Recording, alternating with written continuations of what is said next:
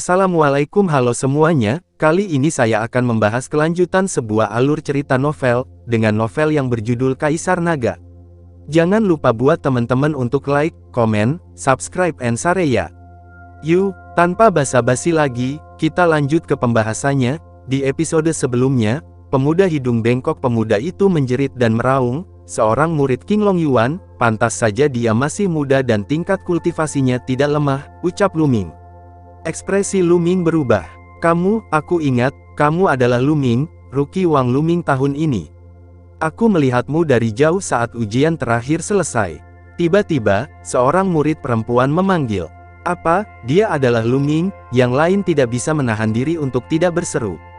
Aku tidak berharap ada di antara kalian yang mengenaliku, ucap Lu Ming menyentuh hidungnya dan berkata dengan senyum tipis.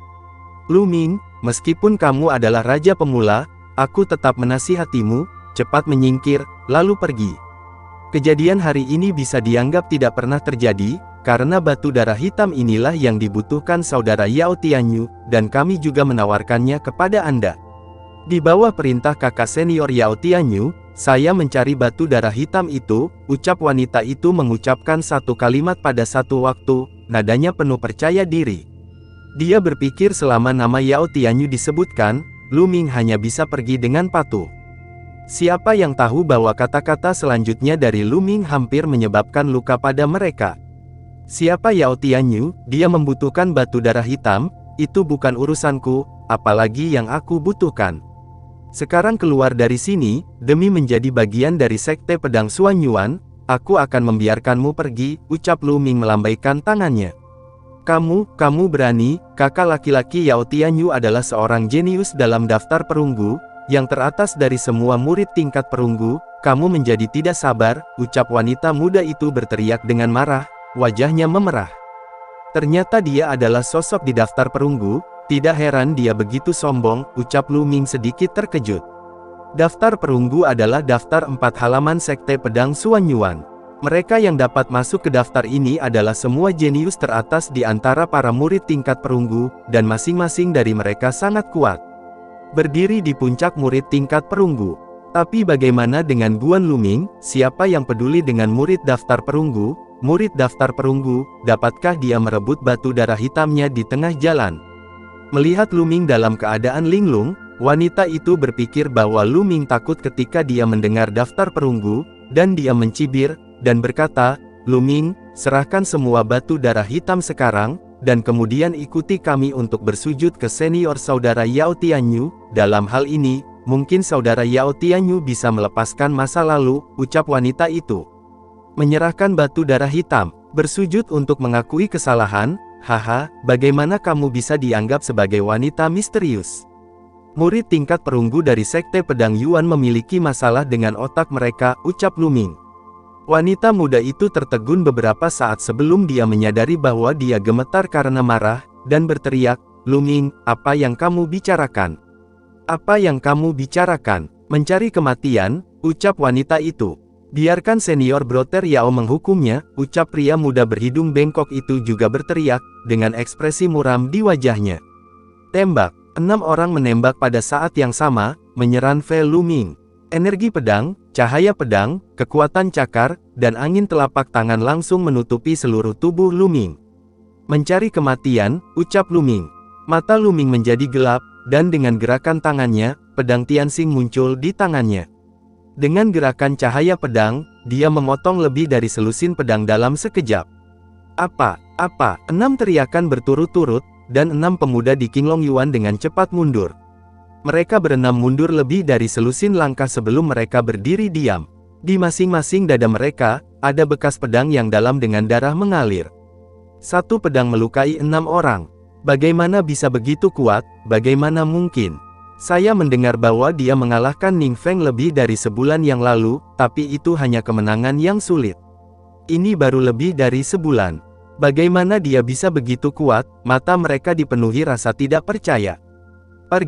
Pergi, orang ini tidak terkalahkan, ucap wanita itu berteriak, dan mundur dengan cepat, hampir ketakutan. Desir, 5 orang lainnya tidak berani tinggal sama sekali, dan lari dengan putus asa. Mata Lu Ming berkedip beberapa kali, tapi dia tidak mengejarnya.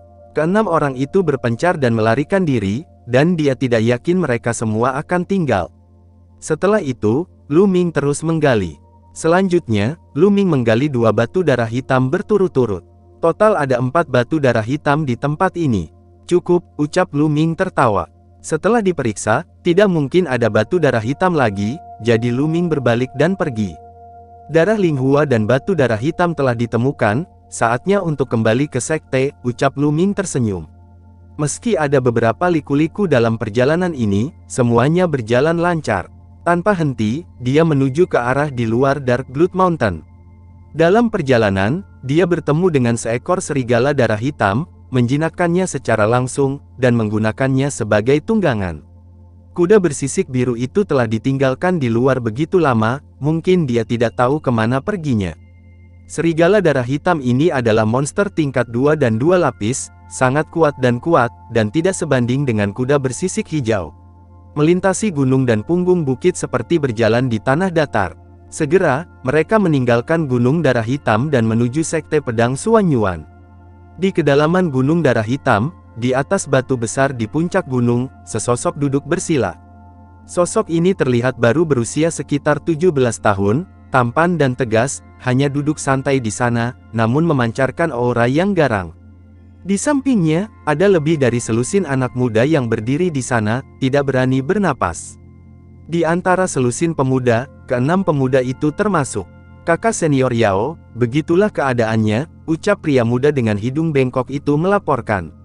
Pria muda yang tegas ini adalah jenius dari daftar perunggu, Yao Tianyu.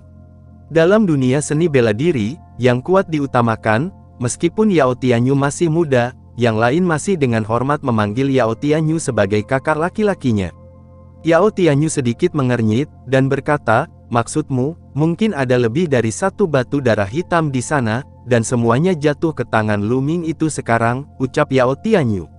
Aku mengatakan namamu, tapi Lu Ming mengatakan siapa Yao Tianyu itu, ucap pria muda berhidung bengkok itu buru-buru menjawab, tentu saja, banyak dari mereka. Mata 5 orang lainnya berkilat, tetapi mereka tidak membantah pemuda berhidung bengkok itu. Hehe, Yao Tianyu tersenyum dingin setelah mendengar ini, dan berkata, apakah semua pendatang baru begitu sombong sekarang? Lu Ming, Raja Pendatang Baru, berani menjadi sombong dengan saya? Mari kita bicarakan dalam beberapa tahun, ucap Yao Tianyu. Setelah itu, matanya menyapu semua orang, berkata, pergi, temukan Lu Ming untukku, selama dia masih di Gunung Darah Hitam, aku akan mencegahnya kembali ke Taman Suzaku, ucap Yao Tianyu. Iya, selusin pemuda menanggapi dengan keras, dan kemudian sosok mereka berkedip. Selusin pemuda menuruni gunung dan menghilang ke dalam hutan Gunung Darah Hitam. Lu Ming, bisik Yao Tianyu, niat membunuh muncul di matanya. Serigala darah hitam berlari seperti kilat, jauh lebih cepat daripada kuda bersisik hijau. Dalam waktu kurang dari 7 hari, Lu Ming datang lagi ke kota Yuekong. Ketika melewati rumah Zhu, dia menemukan bahwa rumah Zhu kosong, bahkan gerbangnya ditutupi jaring laba-laba. Tampaknya keluarga Zhu telah dihancurkan oleh keluarga Zhou. Benua kehancuran ilahi adalah seperti ini, kekuatan adalah hal yang paling penting. Setiap hari penuh dengan pembunuhan, dan setiap hari, tidak diketahui berapa banyak pasukan yang telah dimusnahkan. Lu Ming menggelengkan kepalanya, menemukan restoran, memesan makanan dan minuman, dan mulai makan dan minum. Sebelum dia menyadarinya, pikirannya melayang ke kota Fenghuo lagi. Kota Yuekong tidak jauh dari kota Fenghuo, hanya 3 hari lagi. Tidak perlu 3 hari bagiku untuk menunggangi Dark Blood Wolf, mengapa aku tidak kembali dan melihat ibuku? Sudah hampir 4 bulan sejak saya keluar, jadi sudah waktunya untuk kembali dan melihat-lihat, ucap Lu Ming. Setelah makan dengan tergesa-gesa, saya keluar dari restoran dan menuju kota Fenghuo. Hanya 2 hari lebih sedikit sebelum saya kembali ke kota Fenghuo. Mengaum, berjalan di jalanan kota Fenghuo, Dark Blood Wolf melolong panjang, menakuti semua orang di jalan. Monster yang menakutkan, ayo pergi. Pergi dan minta orang kuat dari keluarga Lu untuk menekannya. Monster itu telah memasuki kota. Tidak, lihat, bukankah itu tuan muda dari Lu keluarga? Lu Ming, itu dia, ini benar-benar dia. Ada keributan di dekatnya, dan yang lainnya menjauh dari Luming karena takut mati digigit oleh serigala darah hitam. Menabrak, Luming menamparkan leher Dark Blood Wolf, hampir menjatuhkan Dark Blood Wolf. Apa namanya? Menurutlah padaku, tegur Luming. Dark Blood Wolf menggonggong seperti anjing peliharaan, sangat jujur. Orang-orang di dekatnya tercengang. Lalu setelah itu, bagaimanakah kelanjutan ceritanya? Next di episode berikutnya ya. Wassalamualaikum warahmatullahi wabarakatuh.